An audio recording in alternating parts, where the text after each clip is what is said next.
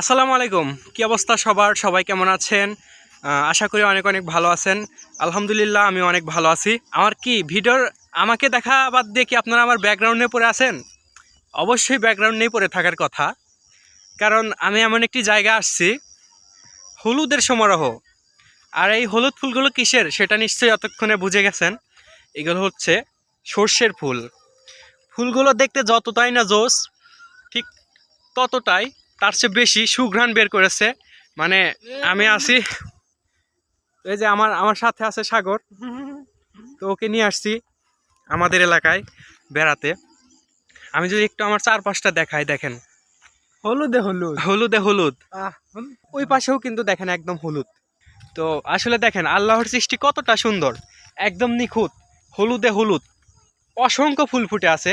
আর আমরা কিন্তু দেখলাম যে ওই যে মৌমাছি আছে, মৌমাছি কিন্তু আসছে মধু সংগ্রহ করার জন্য। আর এই সিজনে তো মৌমাছি মধুগুলো সংগ্রহ করে, এই ফুল থেকেই নেবে তারা। আমি লোকেশনটা জানাই দিই। লোকেশনটা হচ্ছে সিরাজগঞ্জ জেলা, রায়গঞ্জ উপজেলা, বোয়ালিয়া বিল। যে আমাদের আমাদের গ্রামের যে বিলটা আছে এরান্ধ গ্রাম, আমাদের গ্রামের নাম কিন্তু এরান্ধ গ্রাম, নলকা ইউনিয়নের মধ্যে। আসলে গ্রামে না থাকলে গ্রামের সৌন্দর্যটা উপভোগ করা যায় না। এখানে দেখেন একদম গ্রামীণ জীবনের একটি প্রতিচ্ছবি ভেসে উঠেছে। দুই পাশে কি সুন্দর সর্ষের ফুল, আর মাঝখানে টলিতে ধান বোঝাই করে বাড়িতে নিয়ে যাওয়া হচ্ছে। এ যেন কোনো এক শিল্পীর হাতের ছোঁয়ায় জল রঙে আঁকা ছবি। বিলের ঠিক মাঝখানে রয়েছে একটি ব্রিজ। তো আমরা গিয়ে ব্রিজের উপরে উঠলাম, আর ব্রিজ থেকে কিন্তু নিচের চারিদিকটা অনেক সুন্দর লাগতেছিল। চারিদিকে যেদিকেই তাকাই সেই দিকেই সর্ষে ফুল, আর মাঝখান দিয়ে বয়ে গেছে সুন্দর একটি বিল। যদিও বিল এখন পানি নেই, কৃষক সেখানে ধানের বীজ ফেলে রেখেছে, কিন্তু সেটা দেখতেও মাশাআল্লাহ অনেক সুন্দর লাগছে। চারিদিকে কি অসাধারণ দৃশ্য, হলুদের সমুদ্রের মতো এই ক্ষেত যেন প্রকৃতির নিজ হাতে আঁকা এক শিল্প। সর্ষে ফুলের গন্ধে মাটির টান যেন আরো বেশি গভীর হয়ে উঠেছে।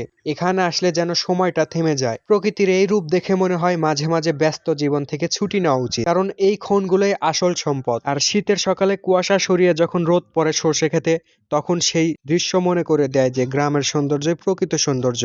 আর সর্ষের ফুল শুধু সৌন্দর্যের প্রতীকই নয়, এটি গ্রামীণ জীবনের আশা, আনন্দ আর সমৃদ্ধির এক অনন্য প্রতীক। তো সাগর, তুই তোর ফিলিংসটা শেয়ার কর, মানে এরকম ফুল দেখে তোর কি মনের ভাবটা প্রকাশ কর। আমার তো ঘুরতে খুব ভালো লাগে, আর তুই তো হ্যাঁ, জানোস। ক্যামেরার দিকে তাকাও। তারপর তোদের এলাকায় ফার্স্ট টাইম আমার আসা। আর সর্ষে ফুল সারাদিকেই হলুদে হলুদে ছেয়ে গেছে। মানে বিকালটা অনেক সুন্দর কাটলো, ঠিক আছে। আর সর্ষে ফুলের যে একটা সুবাস, একদম মন জুড়িয়ে গেছে। এপাশে ব্রিজটা একটু দেখা বন্ধু, ওই পাশে সেই একটা ব্রিজ আছে, ব্রিজ থেকে তো সে একটা ভিউটা সেই। সে একটা ব্রিজ আছে, বাট ব্রিজে কোনো রাস্তা নেই, জাস্ট একটা ব্রিজ দিয়ে রাখছে। তো যাই হোক, ব্রিজের দিকে আমরা নজর না দেই। আর ইতিমধ্যে পাশে আমাদের বন্ধু, সরি বন্ধু প্লাস ভাই, কি বলবো, যাই হোক, যেহেতু যাই হোক বাদ দেন। তো উনি চলে আসছেন, সায়েম ভাই। তো ভাইয়া, আমার অডিয়েন্সের জন্য, মানে যে সর্ষের ক্ষেত দেখে আপনার কি ফিলিংসটা কেমন, একটু শেয়ার করেন। এখন আমার গ্রামে আমি দীর্ঘ 1.5-2 মাস পরে আসছি। তো আসলে এই সরিষা ক্ষেত সরিষার ফুলগুলো দেখার জন্য মূলত আসা হয়েছে। আসলে আপনি আনন্দ গ্রামে আসলে দেখবেন সারা বয়লা বিলে একদম এই সিজনে সরিষা ফুল দিয়ে পুরো হয়ে থাকে, একটা মনোরম মানে পরিবেশ।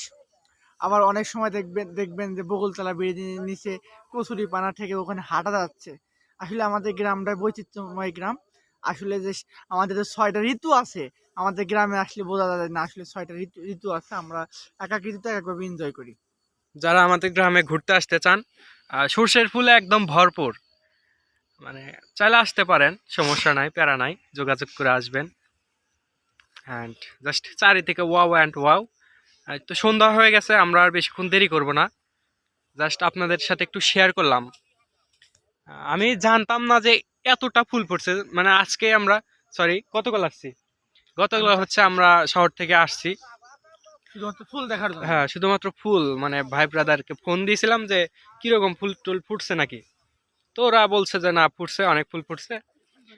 তো তাও তো এইবার কম ফুটেছে, মানে এই যে এবার কম ফলন হয়েছে, সর্ষের হ্যাঁ, ফলন অনেক কম হয়েছে। সর্ষের ফুল কম ফলন হয়েছে কারণে যে ভুট্টা চাষ করছে, দেন অনেক খ্যাতি পতিত পড়ে আছে, কেউ কিছু মানে চাষ করে নাই।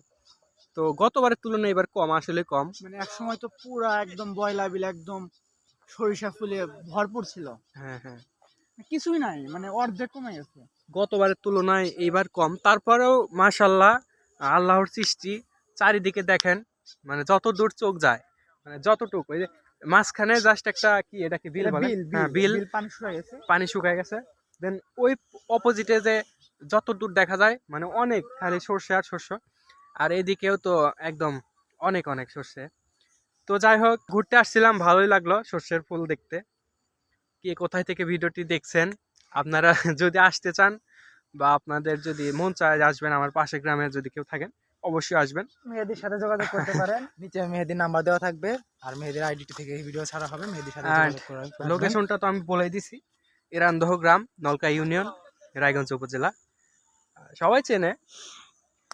তো ঠিক আছে, আল্লাহ হাফেজ। সবাই ভালো থাকবেন, সুস্থ থাকবেন। দেখা হচ্ছে আমার নেক্সট ব্লগে।